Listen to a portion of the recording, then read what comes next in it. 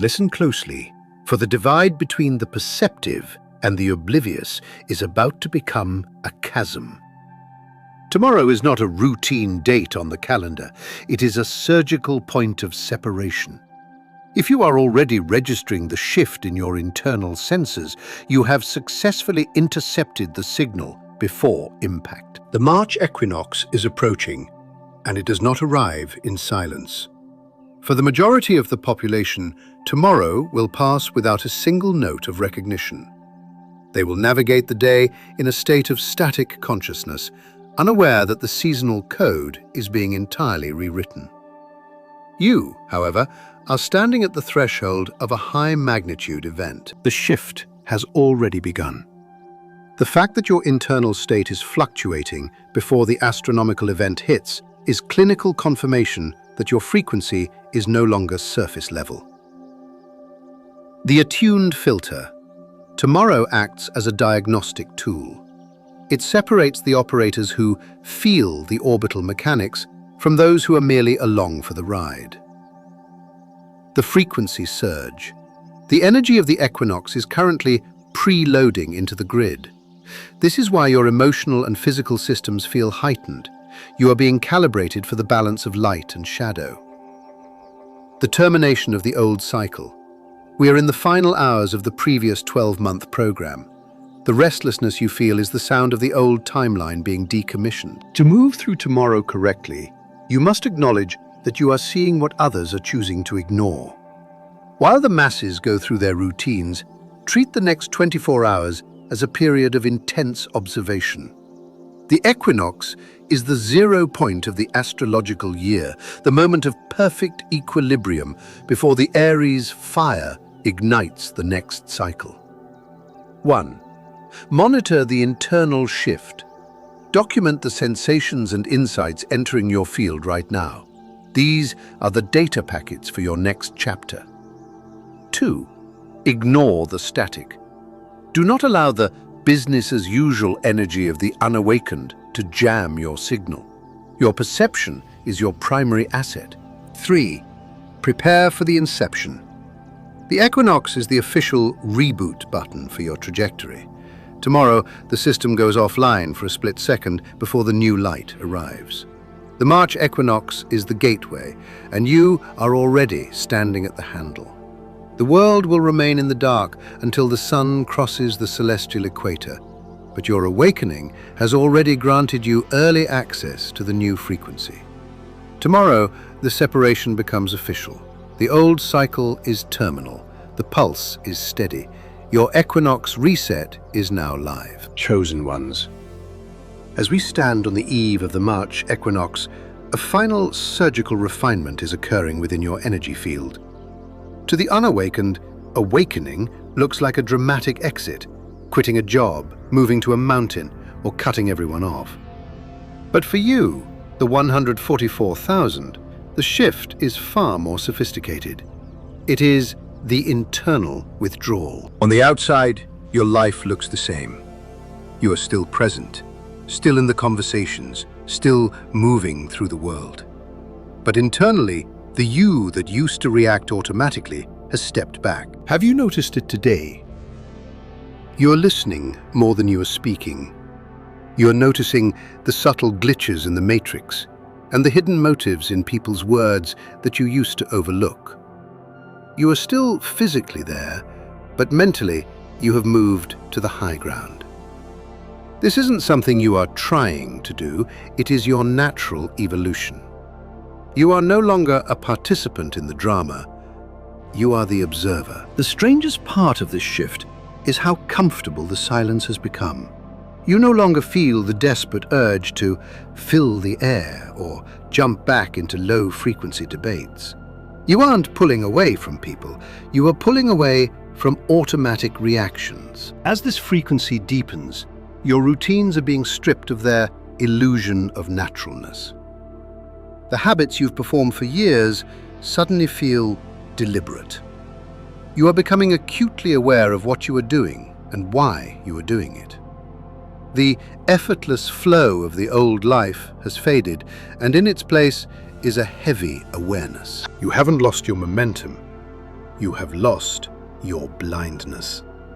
You are finally thinking while it's happening instead of analyzing it after the damage is done. This may feel slower at first, but do not mistake this for a setback. This is what happens when awareness replaces habit. You are seeing the background patterns of your life with such clarity that it is becoming impossible to repeat them without questioning them. This is the final stage of preparation.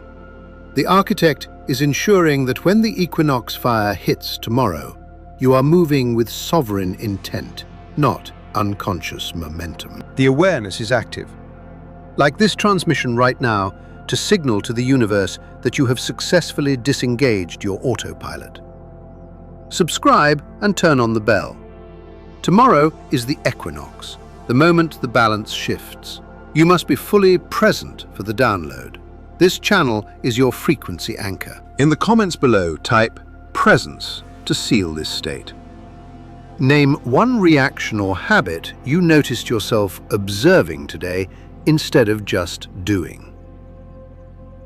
If this channel has helped you find the power in being the observer of your own life, you can support me with a cup of coffee, because every seed you release becomes a river that reaches souls you may never meet. The donation link is waiting for you in the description, pinned in the comments and shown as a QR code in this video. Your support is a powerful energetic signature, confirming your readiness for the equinox rebirth. The illusion of the natural routine is gone. Every action now carries the weight of your soul. The witness has awakened, chosen one. Stand still and watch the old world move without you. As your internal frequency begins to pivot, your physical vessel inevitably vibrates in resonance. You might experience profound waves of exhaustion that suddenly give way to electric surges of vitality, or perhaps a persistent, nameless restlessness that defies logical explanation. It feels erratic and disorganized, yet this is the intricate choreography of your system recalibrating itself. When the mind anchors more deeply into the present moment, the body must undergo a structural and energetic realignment to support that higher state of being, a process that is rarely seamless. There will be intervals where your spirit demands a total cessation of movement, only to be followed by a sudden, fierce sense of purpose and focus. Your body does not merely react to change, it manifests it. This is not a malfunction or a rebellion of the flesh. It is a sophisticated biological adaptation to a heightened level of consciousness. The stability you once felt has been replaced by a fluid responsiveness, born from a more intimate connection between soul and skin. As your awareness expands, the body loses its capacity to feign normalcy. It can no longer pretend that the old world remains intact. There is a subtle, haunting frequency that ripples through the collective consciousness around this time every year, a phenomenon that most people cannot name, though they feel it echoing in their bones. The March equinox is far more than a mere celestial timestamp or a transition in the weather. It serves as a silent cosmic mirror, ruthlessly yet tenderly forcing a confrontation between the ghost of who you were and the nascent pulse of who you are becoming.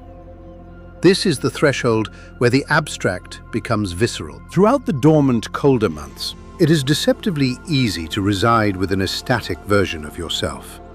You repeat the familiar loops of habit, navigate the same psychological landscapes, and wear identities that still seem functional simply because nothing has risen to challenge them. But the moment this seasonal shift strikes, that brittle comfort begins to spiderweb with cracks. It isn't a violent explosion, but a quiet, persistent fracturing that is impossible to ignore. You begin to sense a growing dissonance between the persona you have been performing and the reality of what fits your soul today. This disconnect manifests in small, undeniable tremors. Your own voice might sound foreign to you, as if the words you speak no longer carry the weight of your truth. The interests and labels you once clutched tightly now feel like costumes from a play that has already closed. Even your reflexive reactions start to feel clumsy and out of place, as if you are reciting lines for a role you have long since outgrown, but haven't yet been permitted to exit. This is the stage where confusion often sets in, because on the surface, nothing has gone wrong. There is no external catastrophe to manage, no obvious fire to extinguish. It is simply the profound discomfort of realizing that a skin you once found comfortable has become too tight. You might find yourself interrogating certainties that were pillars of your life only weeks ago. This isn't because you are lost, it is because you are observing your life from a new elevation, and the old answers no longer align with the landscape you now see. You are suspended in the liminal space between versions of yourself, no longer the person you left behind, but not yet fully integrated into the one you are becoming. This in-between can feel agonizingly vulnerable, yet it is precisely where the most honest, crystalline clarity is forged. Around this time, a profound sorting process begins to take place, even if the world remains unaware of it. It isn't that the physical world splits in two, but internally, humanity begins to diverge in opposite directions.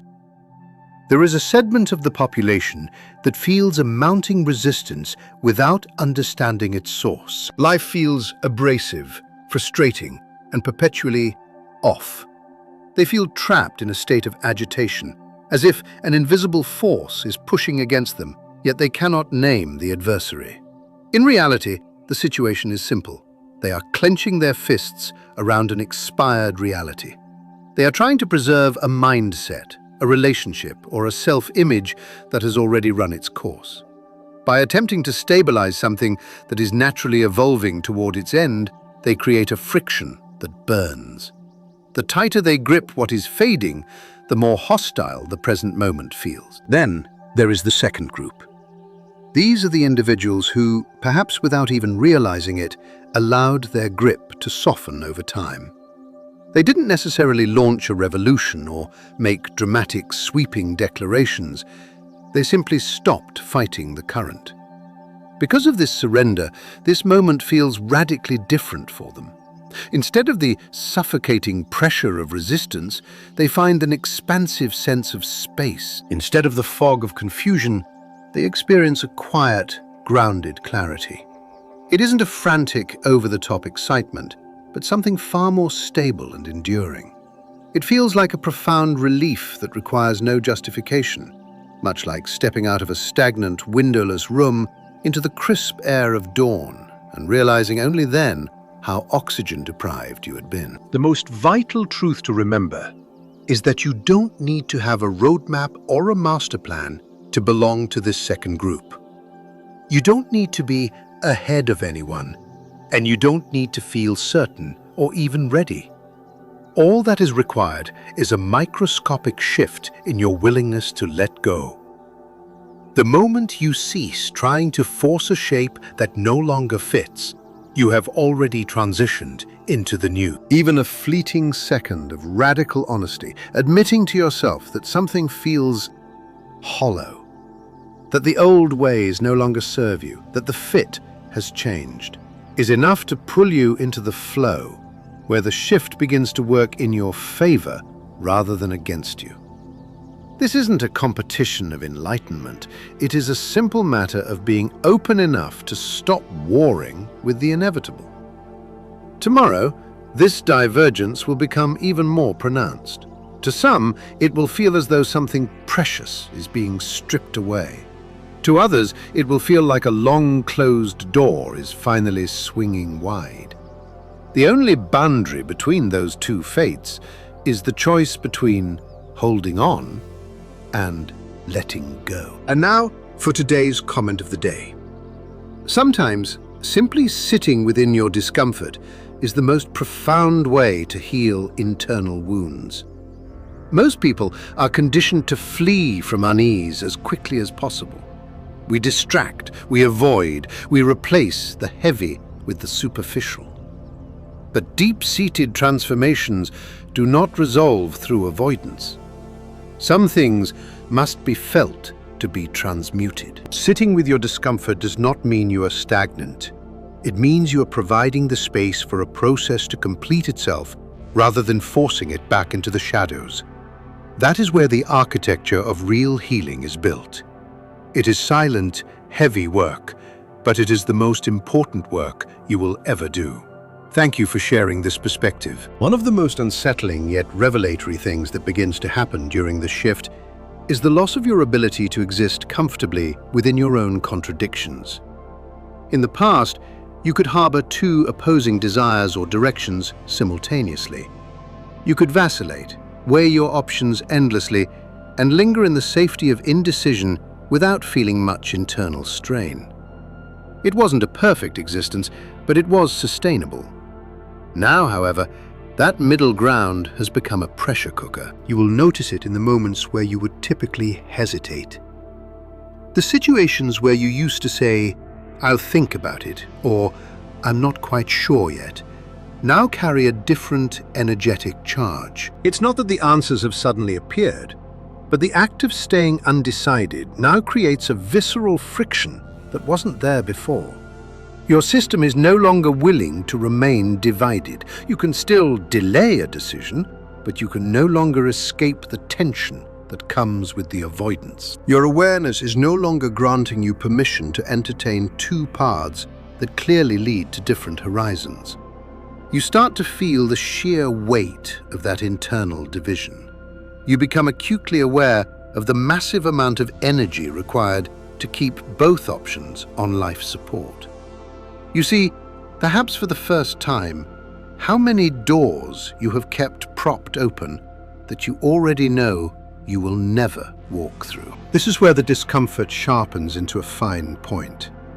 Once you recognize how draining that split is, it becomes psychologically impossible to justify staying there. Even if you haven't taken a physical step yet, something deep inside has already begun to lean. It is subtle, but it is irreversible. You will find yourself naturally gravitating toward one side, not because you forced a choice, but because one direction feels honest, stable, and resonant, while the other feels like a performance. The moment one path feels like effort and the other feels like truth, the decision has already been made in the unseen realms. At a certain point in this evolution, your decision-making process undergoes a transformation that might feel haunting at first. You stop choosing based solely on logic, emotion, or preference. Instead, you begin to perceive the aftertaste of a choice before you even make it. It isn't mystical, it is a grounded, undeniable sense of causality. You look at a path or a potential commitment, and instead of wondering where it leads, you can already feel how it ends. You sense the destination before the first step is taken. This changes the game entirely because uncertainty was often the very thing that allowed you to experiment with things that weren't right for you. The "what if" gave you a sense of excitement and a reason to try. Now, responsibility takes center stage. It is one thing to walk into a maze when you don't know where it leads. It is quite another to walk into it when you can already see the dead end. You aren't guessing anymore. You are choosing with a full preview of the consequences. This heightened awareness strips away the luxury of pretense. It robs you of the ability to say, "I didn't know it would be like this." For many, this feels heavy because every choice now requires a level of integrity and honesty that was never demanded before. If you find yourself hesitating, it isn't because you are confused, it's because you are aware. You know exactly what a certain direction will bring, and that makes the act of choosing feel incredibly real. As this shift integrates into your life, you will notice a change that isn't happening inside you, but rather in the world around you. It happens quietly, without the fireworks of a drama. People don't necessarily vanish from your life overnight, and relationships don't have to explode in conflict. Instead, a gradual, unspoken separation begins to unfold. You will notice that the rhythm of certain conversations has changed. The flow is gone. Interactions that used to be effortless now feel slightly strained, as if the common ground you once stood on has begun to shrink, even if no one has done anything wrong. It isn't anger or distance in the traditional sense. It is a narrowing of the overlap between your soul and theirs. You are still on good terms, you still care, but the alignment has shifted. The most eerie kind of distance is the one where nothing is wrong, but everything is different. We are conditioned to think that relationship changes require a catalyst, a fight, a betrayal, a reason. But this is a quiet divergence. People are simply moving toward different poles, not because they are leaving each other, but because their paths are no longer naturally intersecting. You might find you have nothing to contribute to certain topics, or that the things that used to fascinate you now feel like white noise. Simultaneously, you may notice others reacting to you with a strange caution, as if they can sense that the you they knew is no longer the one showing up. What makes this chapter so fascinating is that it isn't limited to your private life. The patterns of clarity, separation, and realignment you are experiencing are vibrating through the entire world. Your internal state is mirroring the external environment. Changes in your personal trajectory seem to echo shifts in the global landscape. Conversations about transition, uncertainty, and the collapse of old systems are becoming the universal language. Large-scale events are beginning to move in the same way your own life is moving, away from the obsolete and toward a future that hasn't quite been defined yet. This is the intersection of the micro and the macro. The same tectonic forces shaping your soul are shaping the collective. On a personal level, your routines and mindsets are evolving. On a broader level, the very structures of society are undergoing a similar recalibration. Things that once seemed immovable now feel fragile. Truths that were hidden are being forced into the light. There is a sense of immense movement, even if the destination is still obscured by the horizon. This isn't random, it is synchronized. You see a theme in your own kitchen, and then you see it on the news. The inner world and the outer world are parts of the same breathing organism. This realization can create a unique perspective where you feel both deeply involved and curiously detached, like an actor who is fully in character but also aware of the audience and the script. You realize your experience isn't an isolated accident. It is a thread in a massive, unfolding tapestry. If you are still here, still listening and reflecting, I want you to know how much I value your presence. The fact that you have stayed with these thoughts tells me that you are paying attention, not just to these words, but to the subtle shifts within your own heart. That awareness is more precious than any piece of advice. As the equinox settles in, do not feel pressured to rush your understanding or force a metamorphosis. This isn't about making something happen. It's about noticing what is already happening and choosing to move with it. Some days will feel crystalline, and others will feel completely alien. That is the nature of the shift. You don't need to control the tide, you just need to recognize which way it is pulling you. Whatever tomorrow brings, keep it simple. Stay present, stay honest, and trust the clarity that is beginning to surface. This isn't a random occurrence. You are already aligned with this movement, and there is no better place to be.